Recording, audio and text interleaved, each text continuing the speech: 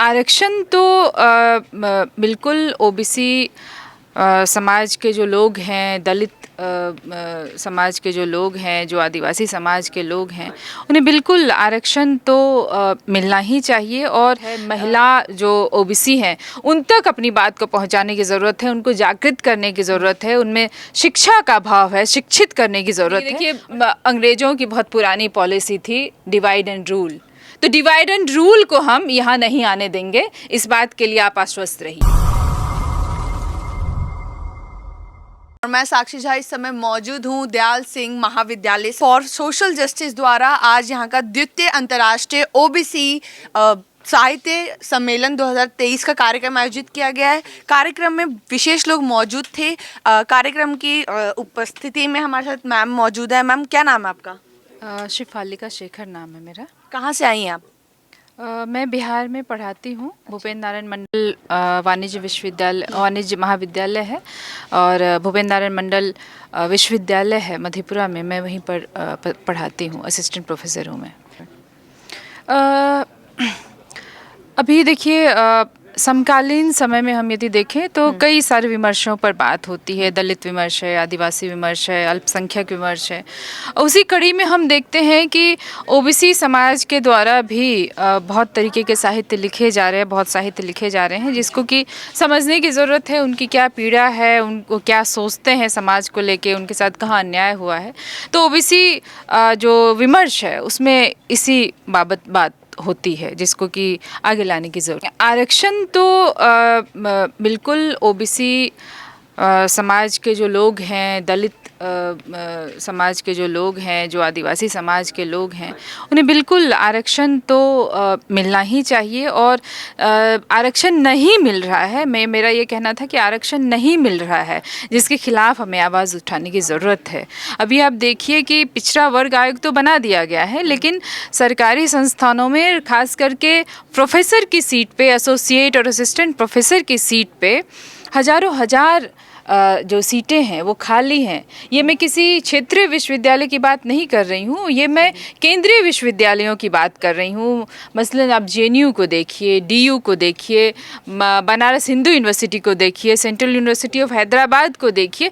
तमाम जगहों पर असिस्टेंट, एसोसिएट और प्रोफेसर की सीटें खाली हैं और उसे खाली कई तरह से किया गया है। एनएफएस कर दिया गया है जो उम्मीदवार हैं। ये बहुत गलत है और इसके तरफ ध्यान देने की ज़रूरत है। मुझे लगता है कि और भी संख्या में लोगों को जागृत होने की ज़रूरत है और अपनी बात को और भी बुलंद तरीके से लोगों तक पहुंचाने की ज़रूरत है। महिला जो ओबीसी हैं उन तक अपनी बात को पहुंचाने की ज़रूरत है, उनको जागृत करने की ज़रूरत है, उनमें शिक्षा का भाव है, शिक्षित करने की ज़रूरत है। और जब तक शिक्षा नहीं होगा तब तक संगठित होना बहुत मुश्किल है। हमारे प्रधानमंत्री है तो ओबीसी, फिर भी आपको लग रहा है कि दिक्कत है? नहीं, ये मैं नहीं कह रही हूँ दिक्कत है, ये डाटा बता रहा है कि दिक्कत है। अब डाटा उठा करके देख लीजिए। और ये संसद की बात मैं कह रही हूँ कि संसद में सवाल किया गया था कि कितने ऐसे विश्वविद्यालय हैं जहाँ पर की सीटें खाली हैं। तो ये ऑन रिकॉर्ड बात है, ये मैं नहीं कह रही हूँ, ऑन रिकॉर्ड ये बात है कि सीटें खाली हैं, इसमें कहीं दो राय नहीं है। आप देख लीजिए, उठा करके आंकड़े देख लीजिए, आंकड़ों के हिसाब से मैं बात कर रही हूँ कि बिल्कुल सीटें खाली हैं। अच्छे दिन आ गए मैडम? मैं तो नहीं मानती हूँ कि अच्छे दिन आ गए हैं। सरकार तो कहती है आ गए हैं अच्छे दिन जनता के। अच्छे दिन मैं तभी मानूंगी जब देश का हर बच्चा स्कूल जा सके। अच्छा। देश का हर बच्चा ऐसे स्कूल जा सके जो जहाँ वो पढ़ना चाहता है। ऐसा ना हो कि कुछ लोग अंग्रेजी माध्यम में जा कर के पढ़े, कुछ लोग करोड़ों और लाखों रुपए दे कर के पढ़े और कुछ लोग जिनके पास पैसे नहीं है वो पढ़ाई से, शिक्षा से वंचित रह जाए। तो मैं अच्छे दिन तो नहीं मान पा रही हूँ। मैंने अपने भाषण में भी कहा, मैंने अपने वक्तव्य में कहा कि जीरो क्यों है।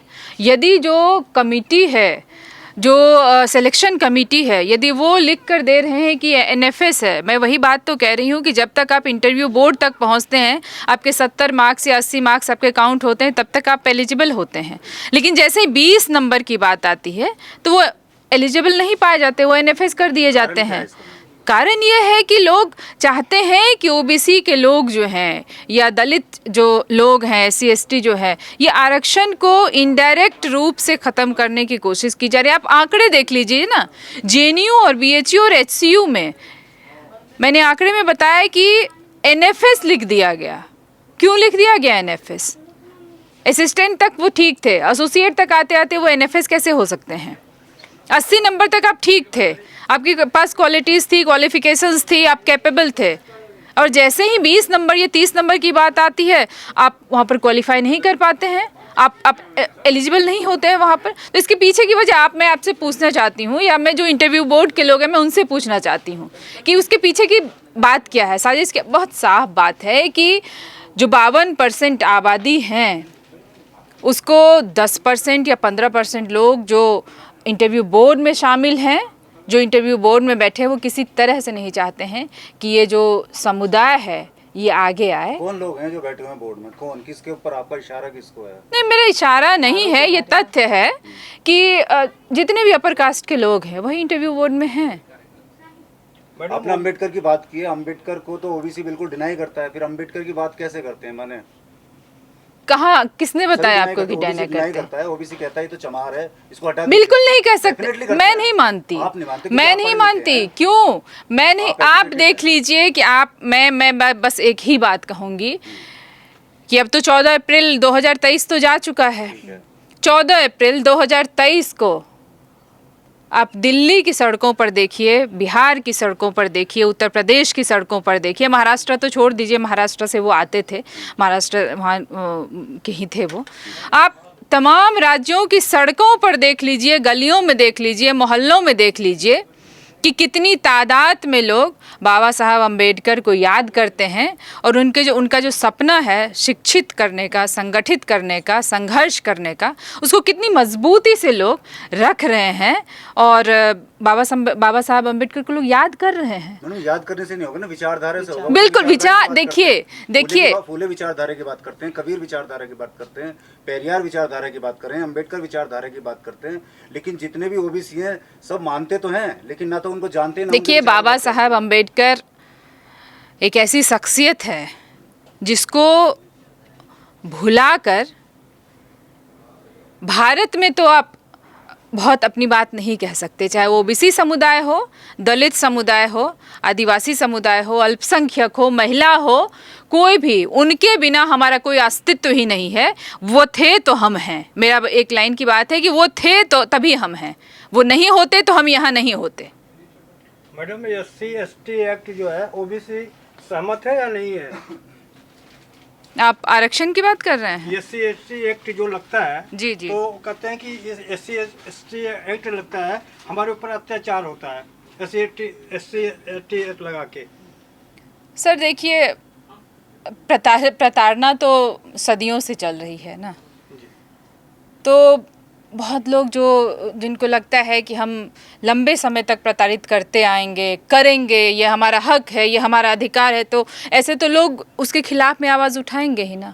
लेकिन जहाँ तक एक्ट है, तो यदि सरकार ने, संविधान ने कुछ प्रावधान किया है तो उसके खिलाफ में वो लोग हो सकते हैं जिनको कि बहुत परेशानी हो, लेकिन हमें तो कोई परेशानी नहीं है इस बात से।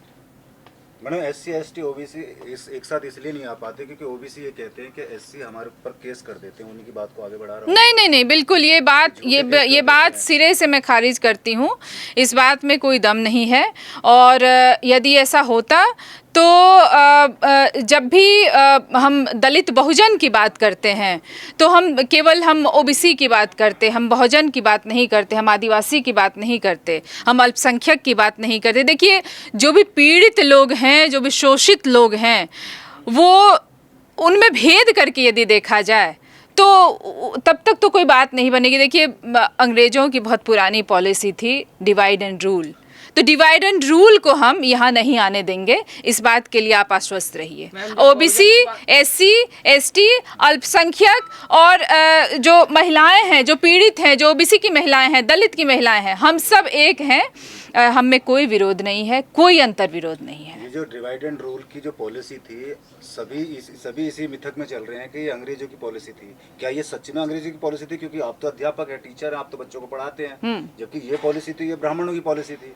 तो आप इसे कैसे कहते हैं डिवाइड एंड रूल की पॉलिसी अंग्रेजों की थी? ये कहाँ लिखा हुआ है या कहाँ पर आपने ऐसा देखा? देखिए, बात ये है कि जब तक आप बहुजन को, दलित को, आदिवासी को, अल्पसंख्यक को, महिला को आप समाज से काट करके देखेंगे, तब तक हमारा देश एक नहीं होने वाला है। जब तक ये सामूहिकता में अपनी बात नहीं रखेंगे, तब तक कुछ नहीं हो सकता है देश का। और जहाँ तक डिवाइड एंड रूल पॉलिसी है, तो ये तो जाहिर सी बात, सबको पता है ये बात। ब्राह्मण तो डिवाइड एंड रूल नहीं, वो तो रूल ही करते थे, क्षत्रिय, मगर जो नीति निर्धारण था वो तो ब्राह्मणों के द्वारा किया जाता था। अब देखिए, मैंने पहले ही कहा कि जब तक जो ओबीसी समुदाय है, दलित समुदाय है, SC ST समुदाय, कौन बोलता है गोली मारने की बात कौन करते हैं? तो करेंगे ही ना। मैं बात कर रही हूँ, मैं वही तो बात कह रही हूँ कि कुछ लोग जो हैं वो रूल करना चाहते हैं, कुछ लोग जो हैं वो फूट डालना चाहते हैं, कुछ लोग जो हैं वो परंपरागत तरीके से जहां वो थे, वो चाहते हैं कि कुर्सी उनके हाथ में रहे, वो चाहते हैं कि सत्ता उनके हाथ में रहे, तो वो कुछ भी बोल सकते हैं। देखिए, बोलने की स्वतंत्रता तो सबको है, लेकिन अब उस स्वतंत्रता में आप बंदूक चलाने की बात ना करें ना। देखिए, उसके लिए तो संविधान है, उसके लिए कानून है, नियम है। इस पर मैं कोई टिप्पणी नहीं, मतलब मानसिक रूप से एक हो सकते हैं, दिमागी रूप से एक हो सकते हैं, हमारा थिंकिंग एक हो सकती है, हमारा एम हो सकता है, और हमारा एम एक ही है कि इस देश में हमें हमारा हक चाहिए। उसमें ओबीसी और SC या ST और अल्पसंख्यक वो अलग अलग कहाँ हैं? अलग होंगे तो हम अपनी बात मनवा नहीं सकते। देखिए, धर्म तो वैसे अपनी अपनी आस्था का विषय है, ठीक है, लेकिन आज के समय में धर्म जिस रूप में है, मतलब मानव सभ्यता के इतिहास में मुझे नहीं लगता है कि धर्म का ये रूप कभी भी मौजूद था। आप किसको मानते हैं? कौन से भगवान को मानते हैं? तो जब तक शिक्षा नहीं जाएगी उन लोगों तक, तो वो धर्म से मुक्त हो ही नहीं पाएंगे। और जब तक धर्म से, जी, ये कांवड़ यात्रा जरूरी है, शिक्षा जरूरी है? बिल्कुल शिक्षा जरूरी है।